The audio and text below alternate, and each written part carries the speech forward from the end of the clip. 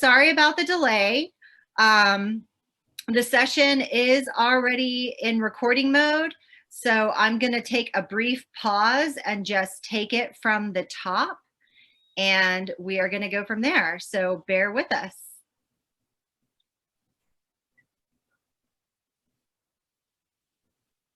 Hi, everybody, and welcome to another session of Why Can't We Be Friends?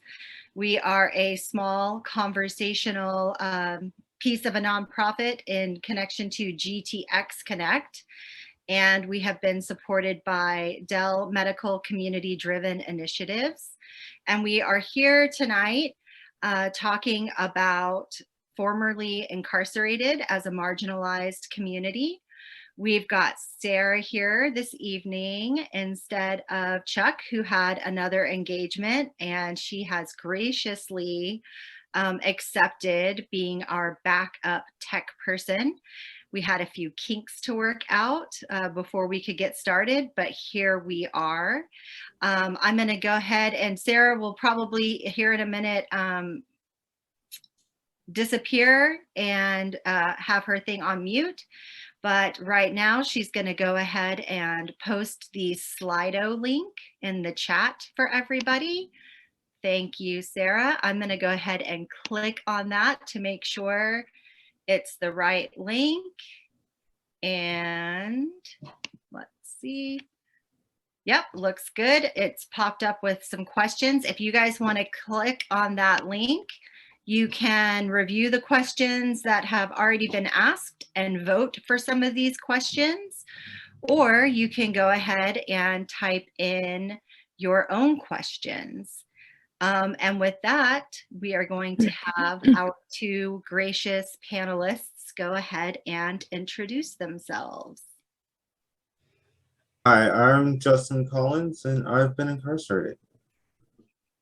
Nicely done, Justin. I don't know what else to say. Like, how long ago was it? Phoenix is 8, so 10 years. 10 years ago. Okay. Yeah. And then Sabi, how about you? Hi, I'm Sabi Moreno, and I was incarcerated for 10 years, but I have been home for 9 years. Nice. So you guys were both incarcerated about 10 years ago, which gives you a lot of experience back in this part of the world, right? So with that, we are going to kind of start the question portion of this. And let's see. So what I do is I go back and forth between this screen and the Slido screen, and I just go ahead and ask some questions as they are voted for. So I will come over here and see what we've got going on. It looks like no one has voted on any of the questions yet, so I will start from the beginning. So the whole point of the Why Can't We Be Friends series is that we want to gain a better understanding of populations that are considered to be marginalized, right? That are kind of, or ignored. And I think that talking about the experience of people who have been formerly incarcerated is a really important topic. And I think it's a topic that not a lot of people have the opportunity to gain an understanding of. So I really am looking forward to having some of these questions asked and really getting kind of an authentic, genuine understanding of some of the struggles that go along with having that in the course of your lifetime. So the first question I'm going to ask is one that was just voted for, and it says, when you were first released, what barriers did you encounter in getting your life back? What barriers did you encounter? That's kind of a broad, general question. I mean, it was hard to get a job. It was like the worst thing, right? Because as soon as you get out, the first thing they see is like, oh, you were just recently incarcerated. Okay, well, let's not do this. We have someone else who wasn't. We'd rather go with them. They seem like the safer choice. And it doesn't matter what you're going for. Like as soon as they see it on there, they're like, oh, okay, never mind, you're done. You can be upfront and honest about it too. And that makes it even easier for them to be like, no. That's not much of incentive to walk in with that being your opening line, right? Right. But they still gonna ask you because they have to. They need to know, right? And being honest, you want to show that you're honest, so you tell them because it's going to come up anyway. And usually they're just like, no, I'm sorry, it's not going to work out. I think you'll do better somewhere else.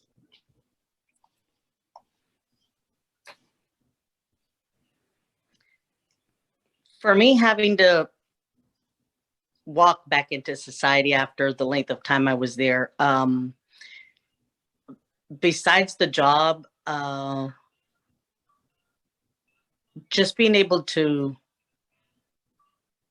I guess, just being able to go out there and see that the world is different, because you live in your own little world and you come back out here and you don't know what to do, where to go, where to start. And everything is really a barrier. You are looking for help, you're looking for assistance, you're looking to start over, and sometimes there's not that help. I mean, I went to churches and let them know, hey, I just got out. I've been incarcerated, and I wasn't even told to, well, do you have somewhere to live or do you have something to eat? And that was difficult for me. Those were barriers and of course, not being able to get a job and just coming home and to nothing really, because well, for such a long time for me, I mean, that length of time made me realize that I didn't have anything. I didn't leave anything behind that I could say, oh, well, I can always come back home or something. And it was hard, except for the family. And if the family's not there to support, that could be a barrier as well. Thank you, Sabi. So I'm back in Slido, and one of the next questions is, are you able to vote? And did you ever lose your right to vote? Oh, I am, and I never lost my right. My worst thing has been like a misdemeanor. So I never caught anything big enough to my right taken away. Yeah, and I think that this is in reference to felony convictions. This, for me, I was denied the right to vote. Have recently voted just before our president came in. So now I get all kinds of vote stuff that come in the mail for, the schools and the commissioners and all this other stuff. But it's difficult when, there's a lot of stuff that you're not familiar with, really. You look into seeing more stuff, because now it's now I have that right again, and I want to be able to utilize it. So out of curiosity, you lost the right. So when did the right get reinstated? Like, is it? Oh, go ahead. After your sentence and your probation is over, you can reinstate for being able to vote, but you have to be done with everything prior to. Okay. But you had to do that, right? Like, they don't just say, congratulations, you're done. Like, you have to actually initiate the process of being reinstated again. Yes, ma'am. Yeah. I think that that's cool that you did that. Good luck navigating all of the politicians that you have to choose between. Oh, I know. No. So, but yeah, I am actually happy to hear that people are able to get that right back. I think that that is a huge marker of, you know, being able to exert your own personal power as an individual and a citizen. And, you know, I think some people are under the impression that once someone loses their right to vote, it's permanent, right? It's gone forever. And it is nice to know that that is something that is not a permanent punishment for people who have served their time, paid their dues, made their amends, you know, and tried to move on. Oh, I waited for mine graciously. No. Well, you look pretty happy about it, so that's good. So, well, thank you for clarifying that information for me and for the rest of us. I'm gonna go back over into Slido and see. Okay. So the next one says, how did your incarceration affect your relationship with your family? Ouch. Yeah. For me, it affected it very, very much so, because I was sort of like the pillar of my household. I was there more for my parents, and I left my kids very young. They were about 8, 10, 14 maybe. So it was difficult. It was difficult even coming home because I got to see them once a year when my parents could bring them to see me. Other than that, when I came home, having to rebuild the trust and the relationship has been difficult still. I mean, after 9 years, it's still a struggle. I say hi to them and stuff, but it's been hard for them. Yeah. On the kids, on your children. Yeah, my children. Yeah. I mean, honestly, it's been hard on me too. No, I mean, all of my family is just, but it was easier to come home and say, you know, well, maybe I can say it was easier to come home and say hi to my nieces and nephews like Justin, as well as the others. But my daughters were a little more difficult because I don't know, I guess they felt like I left them, abandoned them. As to where my nieces and nephews, you know, we all lived in different places, but I was always in their lives.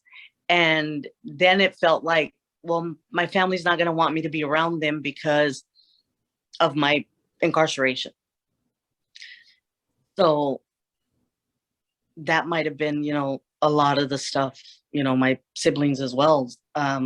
Were they going to be able to trust me? Were they going to be able to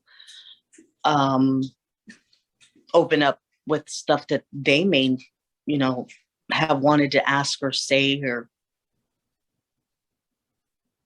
I don't even know where to go with this. Okay, that's fine. I think that that's a hard question to answer, and I think you answered it. And I think it's great that Justin also wanted to recognize that, yeah, it was hard for them, but it was hard for you too. You know, it's hard on everybody. And it's not like you wanted to go. So, how about you, Justin? Mine was a little more weird since I was young when it happened. I was still like 20. I was 20. So it's been 13 years. So it's, yeah, I was like 20. And I was just doing something stupid, you know, and I got caught up in a real weird situation in like out of nowhere, Texas. Honestly, not really doing anything to like harm anybody, but like I only spent, what was it, 2 months altogether, like 60 days, over something that, you know, usually gets taken care of in 2 weeks. And the entire time I was talking to my wife, who wasn't my wife at the time. She was like my girlfriend who I was, you know, trying to date and get to know and be closer with. And like during this time, as I was going out to see her, I get locked up. And we just wrote to each other the entire time. So for us, it was like a building experience, because like we got through a really tough time when we were apart. We didn't have to be. But other than that, like it wasn't really like super rough with me, because my time wasn't like, you know, taken for too long. And like my parents and everybody already understood what was going on. So it was like I didn't have to go through that.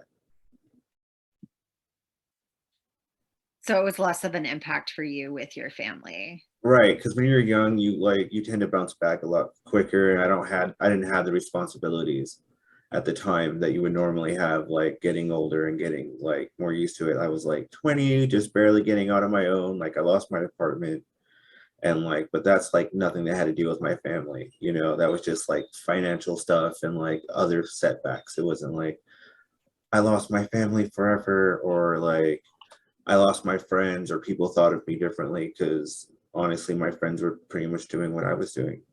And my family already kind of knew what I was into, and already, you know, knew that I was going to get caught up at some point in time. All right.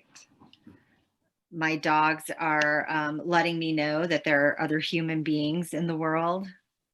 So you hear them every once in a while, but I'm going to go on to the next question. Are you open with people about your past in general? Is this something that comes up a lot as people get to know you? So when you're getting to know new people, how kind of stuff navigated? For me personally, I like to talk about it. Although sometimes at work I've been told don't talk about it. The reason I like to talk about it is because I want others to realize that, especially at the job I got, this company hired me, and um, I've been with them for about 7, maybe 8 years now. I mean, right after a bunch of stuff happened, I was able to get on with this company. I moved up the ladder pretty quickly. I left not too long ago to care for my elderly parents, and now they're gone, so now I can go back. But I talk to people about it for the same reason that I'm talking to you guys about it today, is the fact that everyone thinks that you're there, you eat, you sleep, and that's it. And it's not. It's a whole community in itself. Um, you go shopping at the commissary, you go to school, you go to work, you learn a trade. They don't do things for you. You have to learn to do them yourselves. There's plumbers, HVACs, teachers, aides, I mean, secretaries, everything. It's just a community in itself within those gates. And I forgot what I was saying. Sorry. And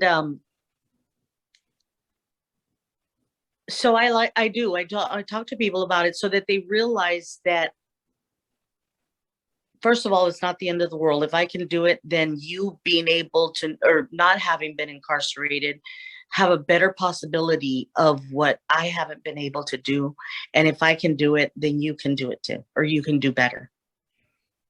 And that's been my thing about being able to talk to people about it. Not so much so you feel bad for me, but so that you can see that if I have been able to come back up from it, then if you don't have those boundaries or barriers, I mean, then you should be able to do a whole lot of better stuff. You know, I don't know, maybe just encourage a lot of the young people as well for the same reason. That makes sense to me. When you talk about that, it's kind of the same reason why I like to talk about being in recovery, right? Because if I can get past that and I can do it, I'm no different than anybody else. You can do it too, right? There's life after these mistakes. There's life after this stuff, right? So I completely understand that line of thinking. And I think it's really great that it's, you want to be hope, you want to give people hope. Mm-hmm. You know, Exactly. you want to be a point of hope for people. And I think that that's a really great thing. Thank you for sharing that with us.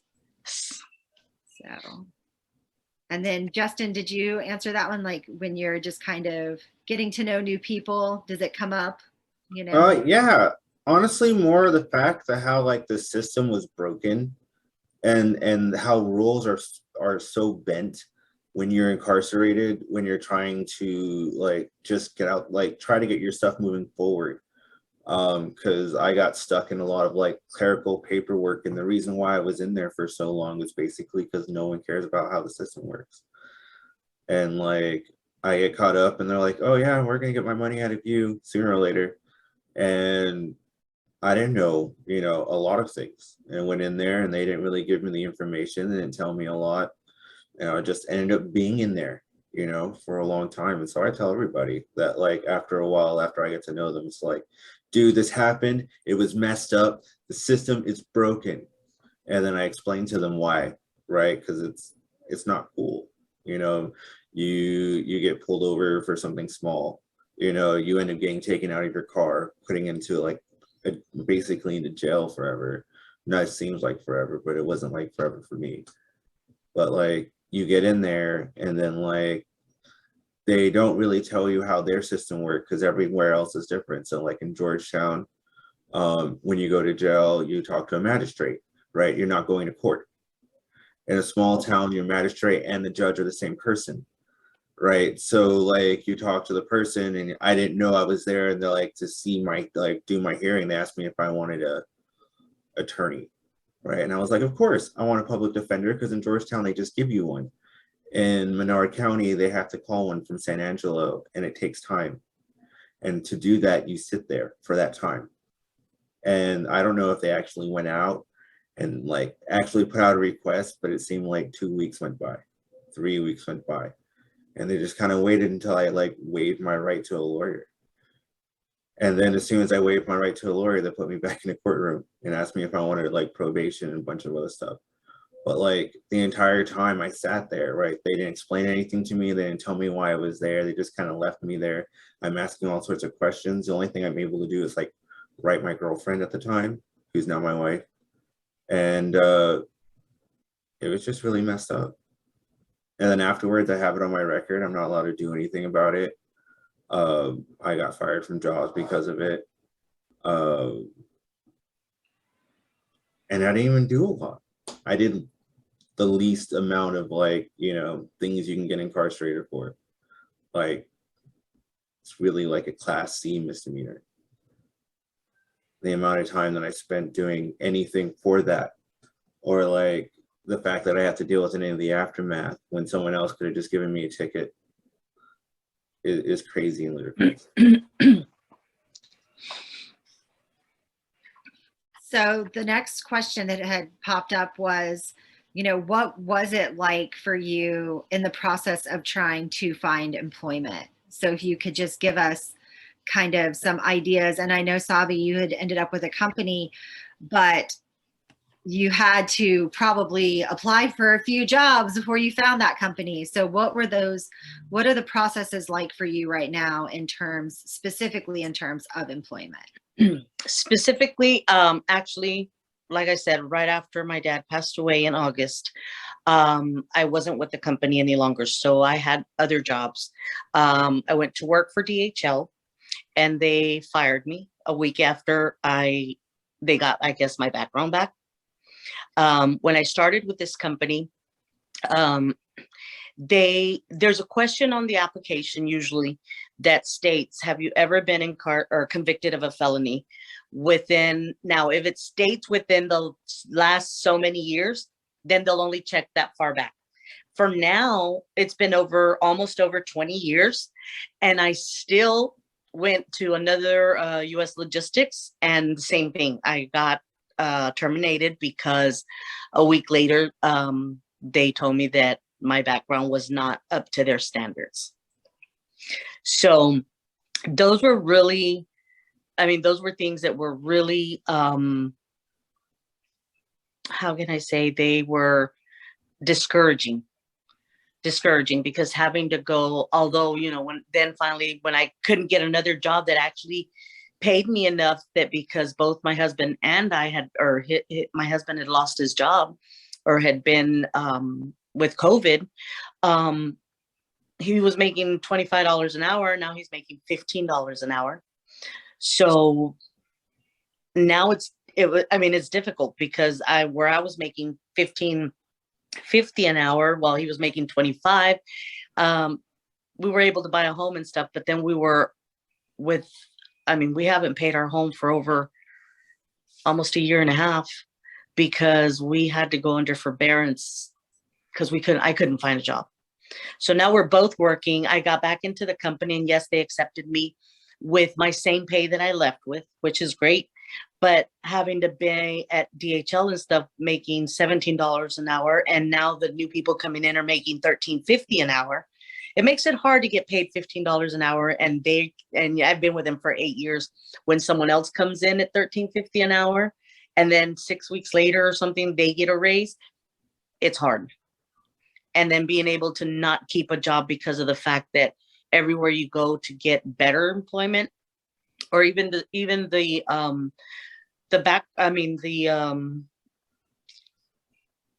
licenses or certifications that I have. I'm a licensed stylist.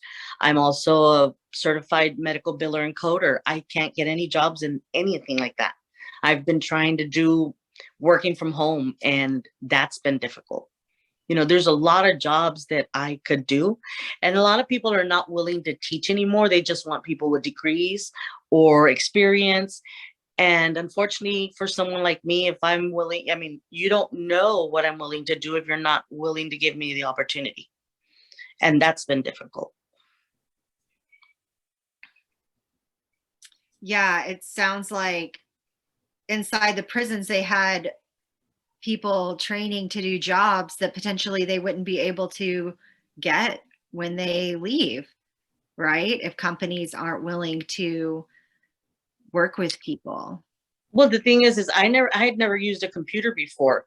And I was actually who trained, I guess maybe because I was the one there the longest. I had never used a computer. I didn't know how to email. And when we got the emailing system for CoreLinks, anybody that came in knew I was the big sister, and I taught them how to use the computer and how to manage all of that stuff. They ask you, have you done office work? I have a certification in horticulture through Blinn College, Texas A&M. Even this, like I said, a license through the state.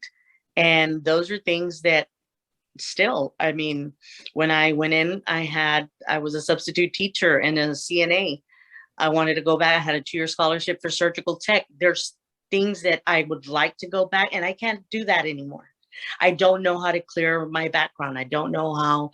I've even written the judge here and asked, what can I do to get my background expunged or something, so that I can. You're needing nurses right now with COVID and stuff. I'm willing to go out there to work.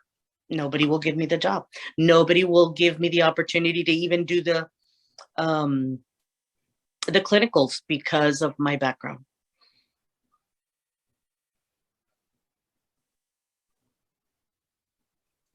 So it's very discouraging. I haven't had that issue. My issue's primarily been like, I can't get the job right now, right? But I've always had friends to be able to kind of get me the job I needed, or like had help getting there. Like I knew somebody with someone who was like, hey, I'll talk to Eric, I'll get you in, don't worry about your background.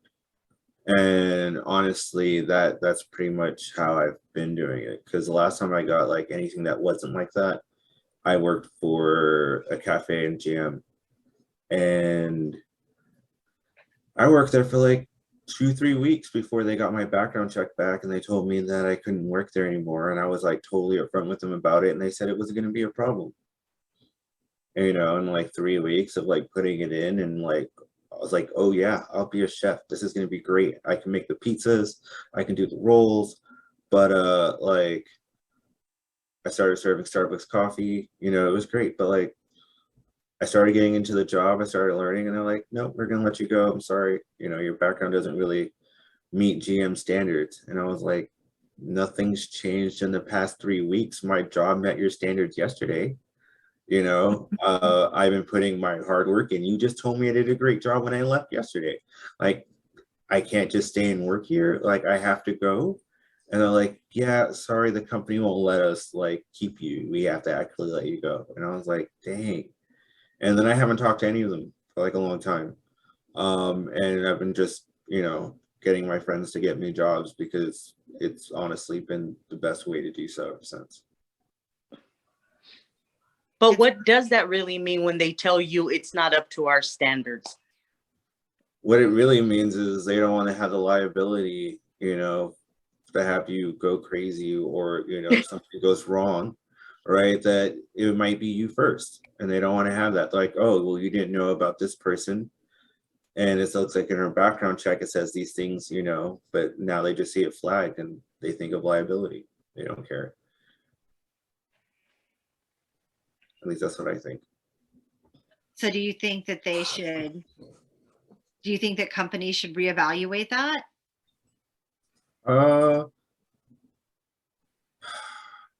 See, that's where it gets slippery. I mean, some people absolutely should not go back to work in public, you know, and like public facing and stuff like that. But I think that the government, I think people need to relook on how we think what crimes are, you know, and like make a better distinction between what is like, you know, super violent, you know, and something that like should not be, you know, associated with society, and what could be, you know, because there's some stuff that people have done that like people don't look bad, that are felonies. Like, if I get caught, you know, getting like a heads up, I forget what's called, if I get a heads up on a stock early, right, and I go out and I purchase a bunch of stock knowing that, I can go to jail for that, and that's a felony, right? But that felony is a lot less, right? I'm more likely to get hired with that felony than I am to get caught with, say, you know, 2 pounds, 3 pounds of weed, right? And that might be a felony too, right? And that's a lot less of a felony. It's easier for someone to get there, right? It's less like impactive on what's going around, right? Because I'm not losing $300,000 of someone's money, right? I am, you know, trying to make something for myself or for my family, or whatever the reason is for people dealing drugs, right?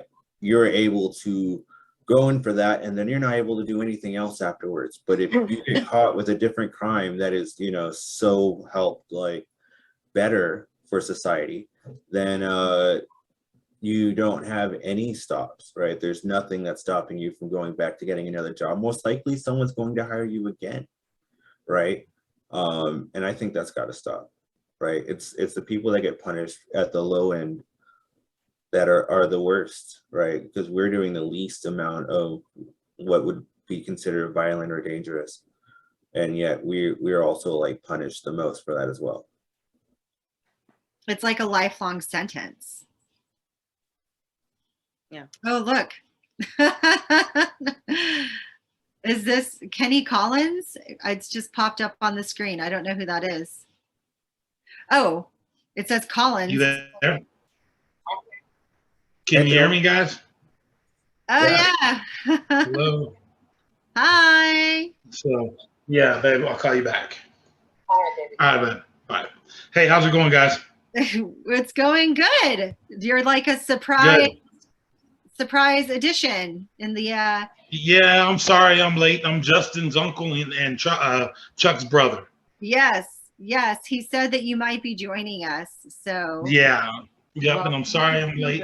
Sorry I'm late. I was out door dashing trying to make some extra money and got caught up out there. Well, I am Kelly, and I am Hi. hosting this evening. I believe you recognize the other two people here. So Yeah, Sabi is my well, I guess my sister-in-law, obviously my sister-in-law's sister. And I've never met Sabi before, but I've seen pictures of her. And then that's my nephew, Justin. nice. So we have been chatting about some of the barriers for life after incarceration. So how long ago was it that you were incarcerated? Oh God. I mean, which time? Okay. Yeah, I mean, my ex-wife was notorious for calling the police for nothing. So, I mean, I was arrested but not incarcerated, and obviously released. And then, but I guess incarcerated, the amount of time was 1986. I had to do 108 days, and then 1989, I did another 75 days. So So. it's been a long time since Oh, it's then. been, yeah. I mean, that I've done any time, significant amount of time. So the main talking points we've kind of been discussing were a lot of it has to do with the background. And the last question that we had been talking about was, what kind of barriers have you experienced in trying to find employment? And Savi and Justin both kind of recounted for us several common themes of starting a job at somewhere, thinking that the background was going to be fine, and then after 2 or 3 weeks of work being told that they were terminated because the background didn't meet their standards. Right. And so, do you have any experiences with barriers to employment? No, not due though, because everything that happened to me being younger was misdemeanors. But I mean, I totally understand, where Sabi and my nephew are coming from. Obviously, me and my brother, whatever, gone, had living in the world, as an African American male or whatever, or perceived as an African American male or whatever, because I was adopted. But Chuck and them are the only family I've ever known since I was born. So this is my family. But seeing the things that people go through, especially people that have been incarcerated and everything else, yeah, I mean it's tough. I mean it's me and my brother talked about a lot of stuff today, talking to some other cousins and stuff. To me, it's always going to be, and that's just the way that I am. It's always going to be about privilege. I mean, I got guys at work or whatever, they can get a job that are white, that have been to prison, and they can get into management jobs, to where it's not going to happen for an African American or a Hispanic or a minority. So yeah, I mean, you see it every day. I mean, there's just not a whole lot you can do with it, and I'm sure it's a very hopeless feeling, especially for anybody carrying a felony, or in places like the South, like Texas and everything else, to where the jobs aren't as plentiful as they are where I'm from Colorado. So yeah, I mean, I totally get it. I mean, I get, there's always been an element of privilege anyway, the way that I perceive it. So yeah, I mean, I can get where it can be pretty tough, whatever. If you've got a background or whatever, and you're a minority, it's going to be pretty hard to make it out there. I don't know what they expect you to do, but you got to make a living somehow. So Chuck had sent me some links to some videos that were specifically talking about incarceration rates of people of color. Right. And you brought that up just now, but also Sabi, as somebody who was incarcerated for 9 or 10 years, and you're a woman of color, how did you perceive that when you were locked up? Were the majority of the people in there women of color? Were there a lot of white women in prison with you? There was a mix of everything. What I do see that Kenny's talking about, that I would like to add to that, is he's right. A lot of the times, not just being the minority, being the fact that there's a lot of women in prison that, because of a male or their boyfriends or their husbands, or are in there for just the conspiracy period. Had they been there or not been there. Personally, mine was a conspiracy to whatever, because I didn't tell on my husband. And as a Hispanic, you don't get into what your husband does. Whatever he does is the male's figure of it. Right. And unfortunately, there's a lot of women incarcerated because of that. These men or you know, they get incarcerated themselves, and some of the women do too, because you're not allowed, you know, being brought up as you're not allowed to have an opinion. You just do what I say, and that's it. Unfortunately, I'm grateful that for the fact that because of my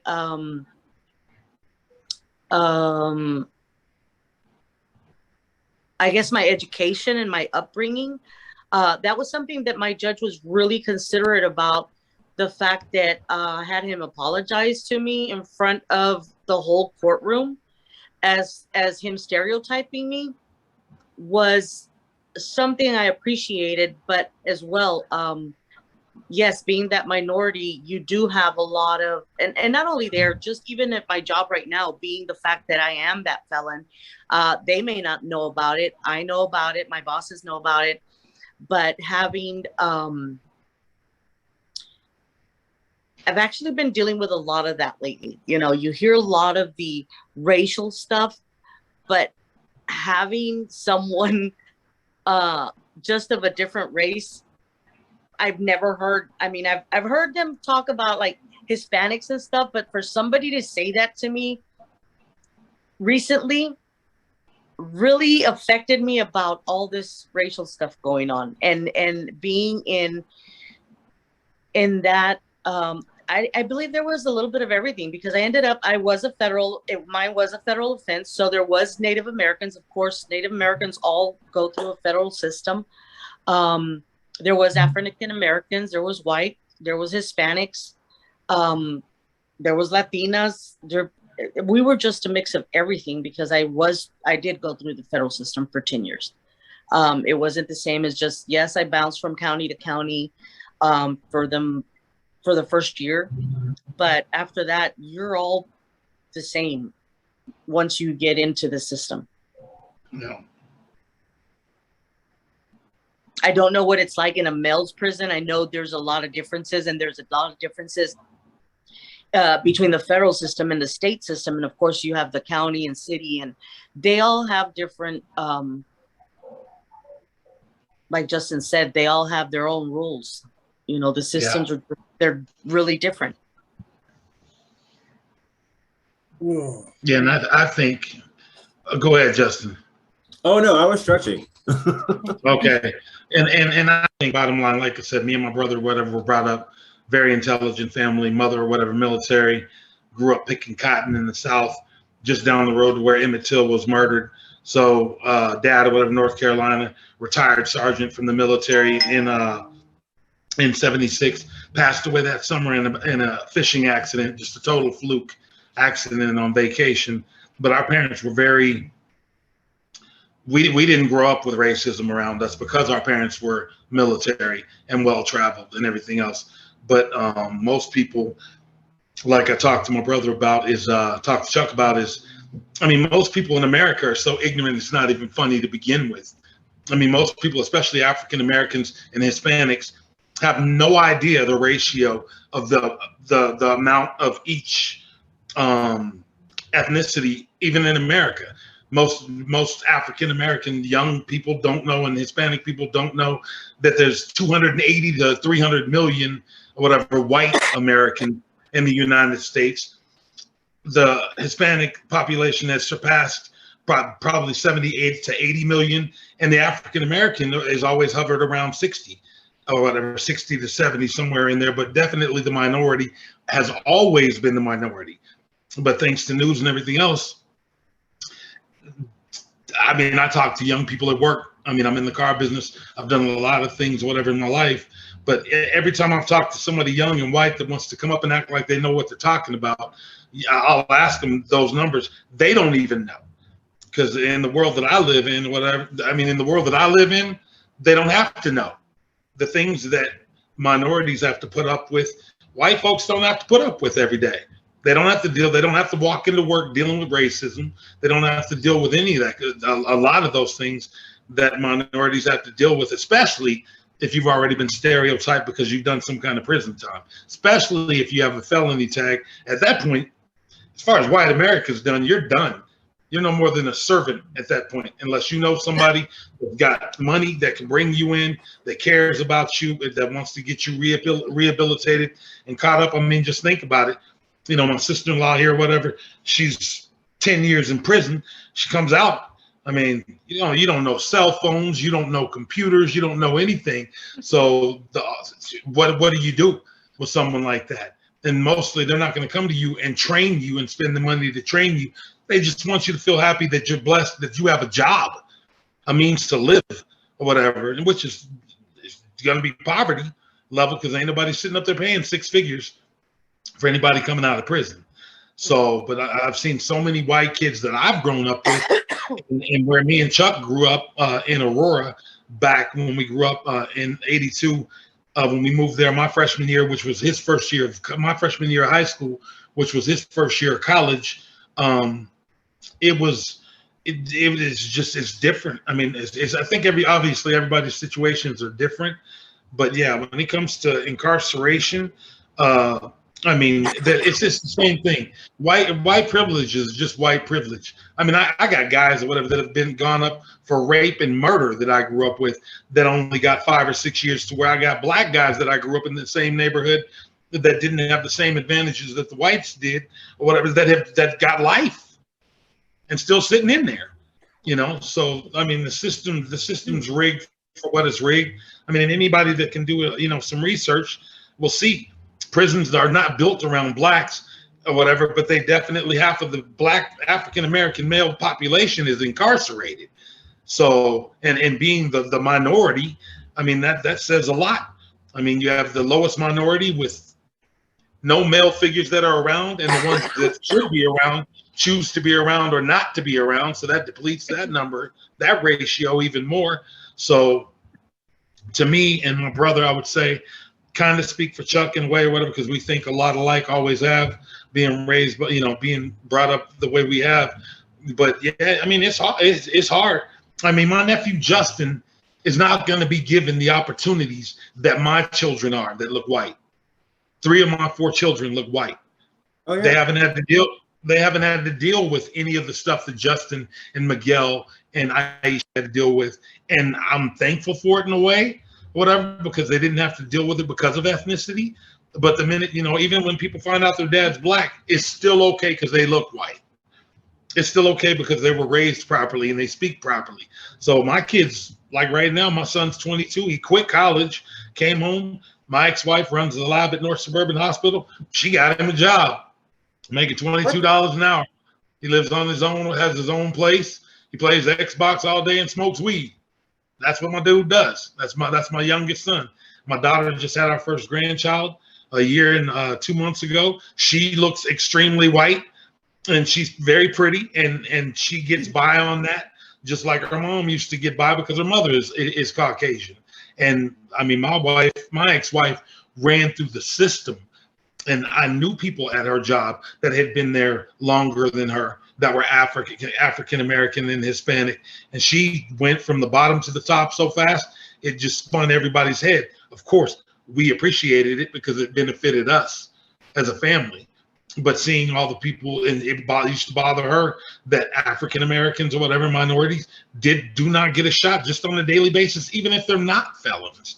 So I could just imagine at the level that Sabi dealt with, in prison, and the things that my nephew's been through, Justin's been through, and it can bring you to your knees if you let it. It can definitely bring you down. On top of discrimination. Yeah, it's like, I mean, you walk out the door every day, it's just like I have to worry.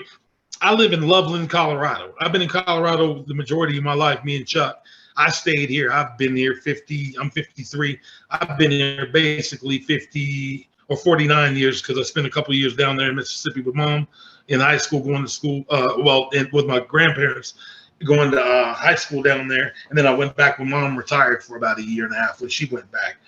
And I know how to deal with it. This isn't something that's taught to African Americans and Hispanics.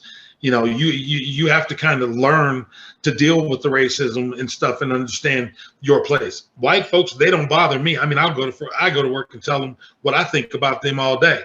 They care about me because I make them money.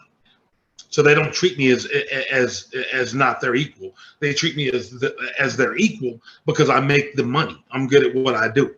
So that's the difference. I understand that. Do I get invited to the house for dinner? Am I going to be at the next Christmas party? Hell no. That's not going to happen. But as far as me making the money, it's not the same as some African American kid that comes in there just trying to get into the business, and he doesn't have the education or the, more so the savvy or whatever to know, what he's doing or be articulate enough to, get by. So yes, that's the best way to put it. Racism on top of racism. I walk out the door every day. I still have to worry about the police. I've been pulled over 4 times in the last 6 months. Chuck knows it up here, just because I drive nice cars, just because I dress nice. There's not a lot of African Americans up here in Loveland, Colorado. So I've been pulled over 4 times. I've never once been given a ticket. Explain that. It's annoying. And it's like, you'll sit up there and ask. I've asked the police, even with my buddy Terry, this white that used to be one of my managers. He's a best friend of mine, owns a dealership in Grand Junction, Colorado. He was on the phone with me, and I kept telling the cop, "What'd you pull me over for?" Because I'm driving a $62,000 car. I said, "What are you pulling me over for? I didn't do anything.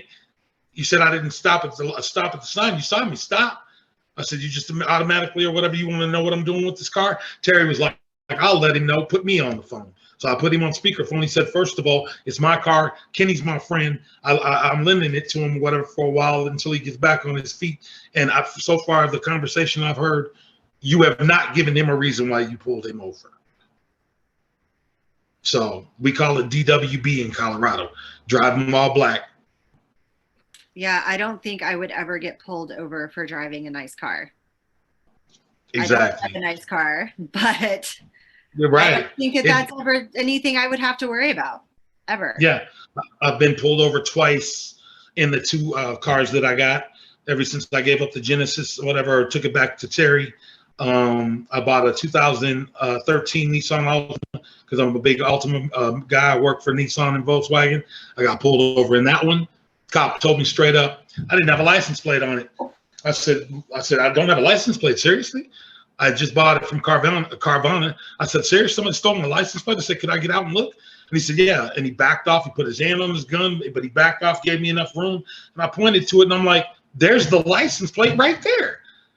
It's a Carvana license plate. It's a different kind, but it still has a tag number and everything else with a framing around it that says Carvana. Where did you not see a license plate on the car? But I pulled up next to him at a light. He looked over. He saw it was me in a nice car, and he pulled in behind me and lit me up. And he apologized because he was a Hispanic cop. But even there, you still have to deal. You still have to deal with that, and that's a everyday thing for most people. That it's overwhelming to have to walk out. When you have Chris Rock, an icon like Chris Rock, comic, as much money as he makes and as big as he is and as big as he was to the white community before he turned and started going more to the black community after dealing with white folks so long, start talking about how afraid he is for his kids and their privilege to go out the house every day just for being black, to walk to school. I think that says a lot. I mean, some things just can't be summed up with a conversation. This is everyday life for felons, Hispanics, everything else. But like I said, white privilege will never go away. It never has. I've always seen it, even though we grew up, whatever, just as well as any of them, or whatever. Never, racist or any of that kind of stuff. But yeah, it's got to be tough. It can tear your heart out. It takes hope away from you. So, and that's not good. I see that and I don't see that getting any better. So, unless there's people that are really, really willing to reach out and do something about it, I don't see it getting any better. I only see it getting worse.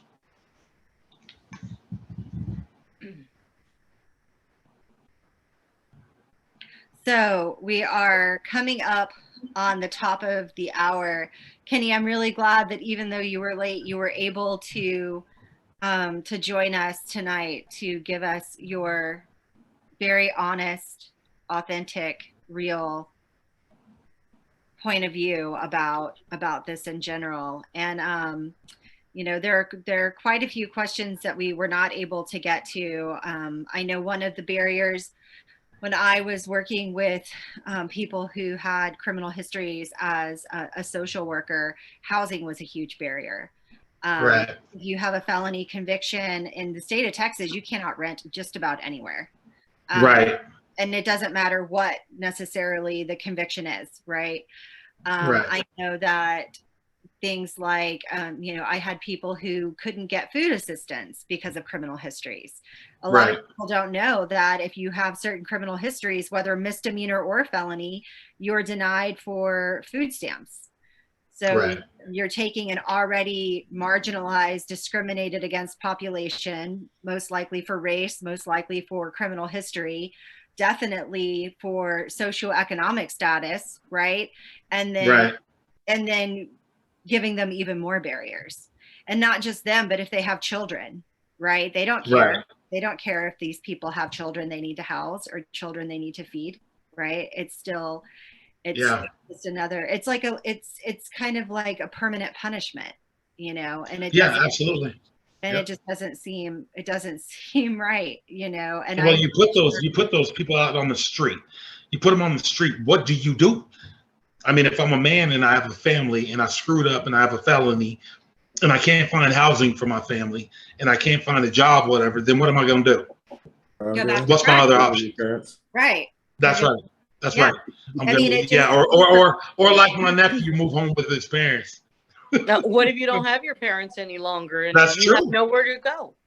I know. Absolutely. That's You what know. I'm trying to get at, though. I mean, like, I need that, right? I can't just like go on not having it, but like I have tons of barriers, and because I was young and stupid at the same time, like I messed that up kind of for myself, and then the system kind of messed me up too. And by the time I got out of it, I was so far behind. You know, I had to like come back and like pay off my student loans before I can get a grant to go back to school. I had to Right. take a job cut. I had to take a pay cut.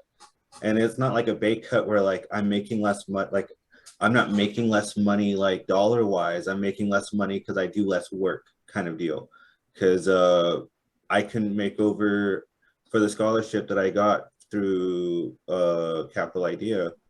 I had to make under a certain amount of money to be able to qualify for that. Well, if I'm Right. actively trying to have a family and like take care of one, the amount of money that it takes to get that scholarship is unacceptable. Like there's no way. I can't feed a family on less than $30,000 a year on my own, doing what I need to without Nobody can. Nobody can. right? No, there's no way. And be able to afford rent, you know, electricity, all the other stuff, plus, you know, clothes, wants, and needs. Like, there's a lot more to people than just needing to give them food and stuff. Like, I have to figure out a way to inspire my son to continue to do better in a system that is, you know, not only kind of built for him at this moment, because luckily enough, like, his mom is half Mexican and half white. And so that makes him half Mexican, a quarter white, and a quarter black, and he doesn't look any like you won't even notice until he gets like super sunburned. And if that ever happens, you'll barely be able to tell. But like he's going to go to work for a system that's going to work for him. But like the point of the matter is like I can't do anything with that. Like I have to be at a certain point, which is already, you know, hard enough to be able to get what I need to go forward. And that barrier there is like a socioeconomic one. If you're already poor and you're trying to do better, it's harder for you to get across that line. And with the inflation going up, that line is getting bigger and bigger and bigger, right? The richer are getting richer and that dollar is worth less. I can buy less with my dollar. I need to buy more gas. The amount of money that I need to have is like $30,000 is going to get less and less and less. So what if I'm making $50,000 beforehand? I'm also working 66 hours a week, right? And then to do that, I have to be able to pay for my own college, right? And to do so, I had to pay back my student loan so I can try to get help from the Pell Grant or whatever. But like, I don't qualify for that for the things I've done in my past. And like, because of that, I have a wall, right? There's literally a wall there. If I want to do better for myself, I have to either force my wife to like get a better job and hopefully she'll do better, right? And put her to work so that I can, you know, make up this time the income to go to school, or I had to find someone to help me pay for school. And to do that, I'm not working, you know, 66 hours a week and bringing in paychecks close to like 2,000. I'm more like, you know, $700 a week. If I'm lucky. it's like $700 every 2 weeks. And, I have to find out how to, raise my kid, get into college to get better for myself. I have like a misdemeanor on that. And yeah, it's not as bad as a felony, but like when the jobs come up and I come up to across a person who doesn't have a misdemeanor, they look better than I do. They're more presentable. I lose every time, and it's a slippery, it's like slope, you're constantly pushing that ball up the fucking hill and just, you will never get it there, right? That hill is just ever so high.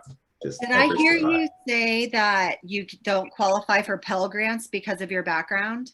No, stuff I did in the past. I messed up when I was a stupid kid in college, and that's more based on what I was doing when I was young, right? And before I was really had a grasp on what it would have on my future. Right. And yeah, I wish I would have thought a little bit better about what happened, but like part of it is because, I got incarcerated, and part of it's because I was stupid. I think we're. Yeah, but at the same time, yeah, my fault, Kelly. But at the same time, that's the point, is that Justin has my brother and his mom, or whatever, and my brother is just like my father, has been ever since our father passed, and I'm thankful for the fact that I had a man in my life to emulate. That, because I was kind of wild coming up at 2 and everything else.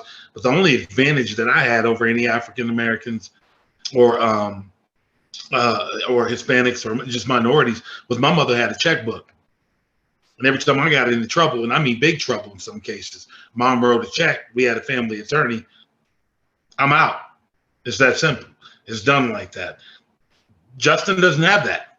He doesn't have that. My brother works, his mom works, they're working, doing what they got to do every day or whatever. And of course, we don't want our kids to get in trouble and do things. I've been blessed enough to where my kids haven't gotten into any trouble yet.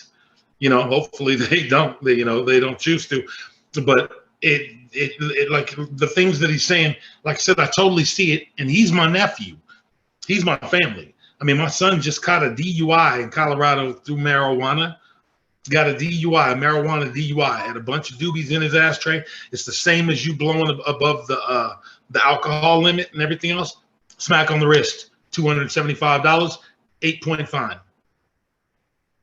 I know this girl in high school that got caught up. She got caught with tons of stuff, like tons, like a key and like tons of X, and she got caught on school grounds, and that is like the worst I could ever imagine, getting caught with them, like an illegal amount of drugs, like already a federal illegal amount of drugs, and then getting caught on a federal illegal zone, like at a school, like at elementary school, and then getting away with 3 months of probation.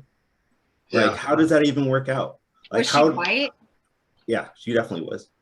But I don't know how that works out, right? That doesn't make any sense to me, because if I were to do that, I would have never been out of jail. Right, I would have went into jail and came out like as a minor, and then they probably would have tried to do something to put me back in jail, because once you have that tag, you get pulled over. Oh yeah, once you're in the system, you're done. Yeah, you get pulled over for nothing. Like I got pulled over in Menard for having blue headlights, and I was like, they came with the car. I bought the car. I haven't changed it in any way. I literally bought it this way. I have pictures of when I bought it. This is how it looks. This is me signing the papers, same day, as you can see. Like, look at the pictures. This on the date. The way I bought it. And they're like, oh, well, this is illegal. We're gonna have to go through your car. And it's like, for what? I haven't done anything. They're like, no, it says here that you've been to jail for whatever. And as they do, they go ahead and do whatever they want. They found some reason to catch me, and they put me in jail. And then I went back to jail for like, another 56 days. So what am I supposed to do? Like, yeah, Kelly, somebody's just got to find a way to change it.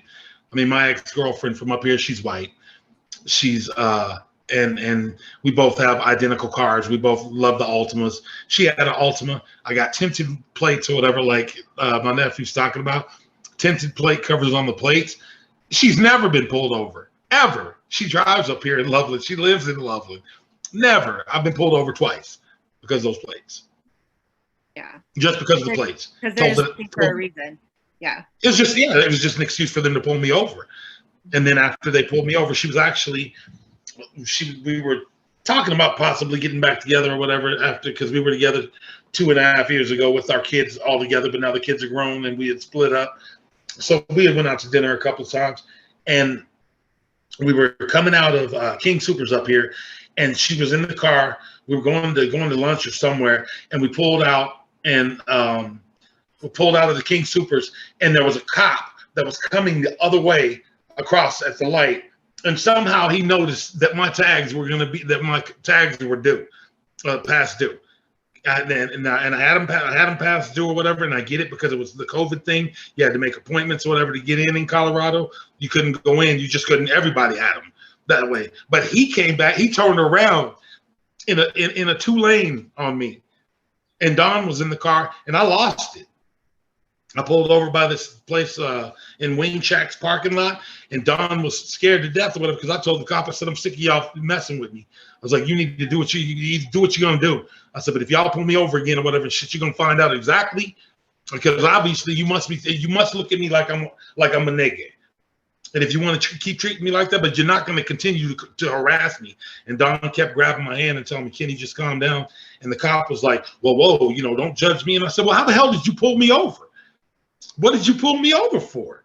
I said, how could you turn around? How could you 180 or whatever, especially us passing each other in a 2-lane coming in and out of King Soopers and see me?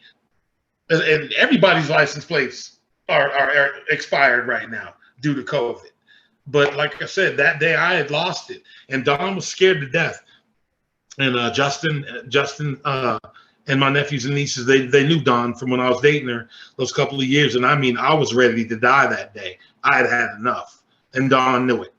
And she knew, she even said or whatever that she thought that I was going to jump out the car and rush him, because I felt like that. I had had enough. I had had a lot going on, and I was just tired of dealing with it. And I was sick and tired of being messed with. And this cop was like, you know what?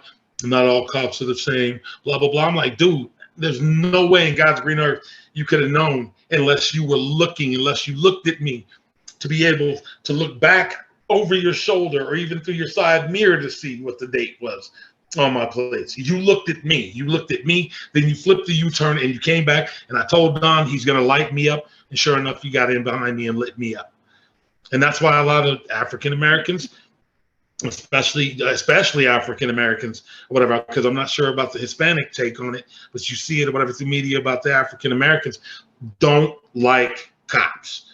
That's why they fear them. They are in fear of police. They are taught by their parents, you need to be in fear of police, not compliance, which would save a lot of their lives, but to be in fear of them. You need to be worried about them. They are afraid of police and jails and the things that they've heard and the things that they've seen. So it's a culture. It's just the culture is different. Meanwhile, whatever. Yeah, when our prisons are full of Black men and boys, of course they're going to be terrified. Well, yeah. I mean, it's the systematic destruction of an entire culture of families. Well, yeah. What yeah, else me and Chuck were just talking. Yeah, we were just talking about today. Some of the documentaries that you see. These are actual documentaries that African Americans and Hispanics and minorities should look up. These are facts. All you got to do is Google them. You got to be intelligent enough to just push a couple of buttons and want to learn or whatever. But there's been what is it called? Experiments or whatever on African Americans and controlling populations and experiments to literally see what African Americans would do if they were put into places of poverty, which any person you got two things you could do if you're a person that's been thrown into poverty or can't get out of poverty. You can either rob somebody or you can kill somebody or whatever. 3 hots in a cot to most of these African American youth looks a whole lot better than walking out the door every day with no future, because if you're slinging dope, you're going to prison forever. Same thing with the Hispanic community or whatever. I mean, if you're a minority, like I said, and I'm not saying, don't get me wrong at all. Obviously, there's more white folks in jail, because if you have 280 to 300 million whites in America, it's a numbers game. So the numbers aren't going to add up, obviously, or whatever. I mean, it's been population control. I mean, for years or whatever. But the African Americans were definitely targeted outside of the Native Americans. The African Americans are the most targeted race or whatever in the United States of America, and that's true all day. Anytime you have more legal citizens, more legal Hispanics in the United States, that wasn't the case in the 70s. Wasn't even the case in the early 80s. But now you have more documented legal Hispanics in this country than you do have African Americans. Explain that. Well, nobody can. We were talking about this earlier, Sabi and everybody, but mostly Sabi. And she recently has had her right to vote reinstated. And if you think about that too, that's pretty crazy, because we're talking about Black people, people of color, Hispanic people, Native American people who have been incarcerated or gone to prison, losing their right to vote, right? That's a huge amount of people. And you don't automatically just get that right back. You have to go through some trouble. You have to jump through some hoops, right? And make that happen for yourself. So it's just another barrier, right? It's just another privilege barrier. Just to vote. Right, just to vote. And we only have about, this one went a little longer because you came in a little later, Kenny, but that's fine. We are going to wrap it up here, though, pretty quickly. I did want to mention something. I know, a big thing right now, like one of the things that Justin was talking about with, having the drugs and all the different things in schools. A big thing now, too, is the vape. There are vape pens that, and whether it's nicotine or marijuana, the marijuana ones are considered, you get in bigger trouble, right? But even the nicotine ones technically are illegal for people under 18 years old. You take a white kid who gets busted at school with a vape pen versus a person of color kid who gets busted at school with a vape pen, and it's going to be two completely different scenarios. Oh yeah, that's a vape pen taken away and one goes to jail. The white kid they'll just take it away, and the other kid is probably going to end up in the juvenile justice system, right? And how is that? But that's happening, and it's happening a lot, especially with the easily, like how accessible these things are to people. This is one of the few panels that we've had that I haven't been able to say something like, oh, well, there's this organization or that organ. When we did homelessness, it was like, oh, here's 3 organizations that are dedicated to this particular cause. When we did, veterans, oh, here's 100 different organizations that are dedicated to this cause. When we did, people, ask a black guy, like here's all the Black, Lives Matter contact and all these other things. But with this population, I'm sitting here and I'm like, okay, well, what organizations are working on this? Like, who can we plug? And the same people that are putting you on jail are the same people who are working the system that you have to go get help from. And, they're not really there to help you. Honestly, they're there to say that they help people, right? There are none. Yeah, we're like, what are you going to do, the welfare system? Like I said, when I first came home, I went to that church that I listened to on the radio while I was in the prison in the cell. And I came straight to that church thinking, oh, wow, I'm going to move to Houston. I'm going to go down to Pasadena to that church. And I told them I had just gotten out, and I got no, oh, I'm sorry, I'm going on a trip. I won't be back until next week. So I don't have a place to live. I don't have anything to eat. I don't have anything to wear. And you couldn't ask me, well, we might have a closet here or a kitchen here. You have a whole school and everything, but you couldn't offer me anything. And to what Kenny's talking about, yes, right now in same thing in South Texas, if you're caught driving a vehicle or whatever, and you're Hispanic, they want to know, do you have papers or not? They are pulling you over to find out, are you an illegal or are you legal? Oh, and they're probably checking your trunk. Well, I'll make a quick I got to make a quick point to that, Sabi. So being in the car business, I work for Nissan Volkswagen. You guys know that I'm in the car business. We had a guy that's bought 4 or 5 cars. He's Hispanic. He's been in the, been here on, what do you call it, a visa or whatever and stuff, waiting for his papers to be legal, he was afraid to buy another car and take it to Texas. About 2 weeks ago, from my buddy Vince, he was afraid to drive to Texas because he heard that there was a setup or whatever, like a roadblock somewhere between here and Texas. He was afraid to take it. Yeah, and he's like, he's like, he's like, you don't even need to be in the checkpoint. When we're in the valley that we live in Raymondville. You drive to Rio Grande City, and if they see you, they have stopped many of them. They've come out on YouTube and stuff like that. Right. They see you, they pull you over. They don't give you a reason. They ask for your papers. Why are you asking me for my papers? Yeah, because you pulled me over because of what? Because and I guess I'm the Hispanic? point to that, Kelly, the point to that, Kelly, I guess would be, because like I said, I'm not activist. You know what I mean? I'm just Kenny Collins. I'm just, we grew up the way that we did and everything else. But when's the last time that a white person's been pulled over and said that they needed to show papers? Mm-hmm. I don't have a white friend that even the ones that didn't grow up as well as me and my brother did, as far as financially or whatever and educated wise, that have ever ran into the stuff that I ran into. And it gets kind of old, and it has gotten kind of old. And Chuck would probably, agree with me on this. You get to a point to where the apologies from other white folks are like, they just roll off you, like the cops or whatever saying, well, I'm sorry that you went through that. Or somebody, a neighbor saying, I'm sorry you went through that. If you were sorry, then you would do something about it and make sure it doesn't happen to the next person. But just saying I'm sorry isn't enough. Yeah. So I see here that somebody had put up a link to some organizations that do help with things like this. But then when I hit the link, it's like the first one is in New York and the second one is in Chicago. And so like these are not, grassroots, local, like even get tired down to business organizations. Like this is like national alliances. Yeah. When you get out of prison, they give you this list of all these companies that'll hire you. Walmart, Academy.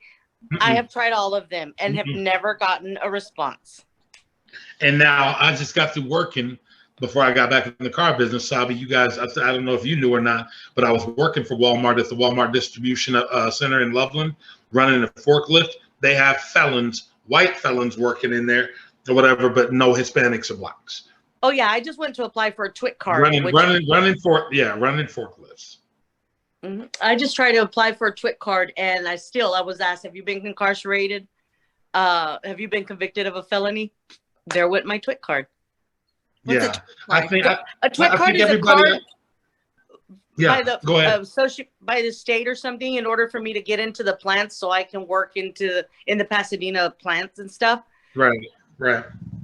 Oh, it's like a job opportunity. No, it's like a license. It's like an ID for like being able to get on ships or something. It's called I don't have my using my phone, but it's a TWIC. It's called a technical work something. It's like an ID card, but in order for you to get like on the boats and to be able to work at these chemical plants, it's required at most of these places. You were denied. And yes. Well, I don't know that I'm denied yet, but they did ask me about that, and more than likely, I'm just praying that I can, because I really need to get a better job. I'm trying, but like I said, I can't even go to school, because even everything I like, which is in the medical field or in the education field, I can't do either. Yeah. Yep. So it is 8:30 and Sarah has some things that she needs to get to as well. I want to thank all of our attendees also tonight for hanging in there with us. We had a slow start this evening, and also hanging in here with us for the remaining half hour that we went kind of over what we normally do. I appreciate everyone hanging in there with us. I especially appreciate our panelists. You guys have really been great about just really being kind of out there, open and honest. Justin, you talked more in this one than in the last one. So I can tell that you feel passionately about this. And it looks like the state of Texas, but it looks like everywhere has a lot of work to do to make people Absolutely. who have paid their debt to society feel like they can be a part of society again. Because I don't feel like that's what's happening, but that's just No. my opinion. So you all have a wonderful rest of your evening. I will be in touch with the three of you to follow up about this. And again, thank you all for your time. I really, I value you and I appreciate you. Thank you. Thanks Thank for you, having me. everyone. I appreciate it. Bye. Bye. Be good, nephew. See you, Saab. See You you. too, Theo. Bye, Sabi. I mean, Bye, Theo. Bobby. I'm not here right now. Sorry. Stay out of trouble. I definitely will.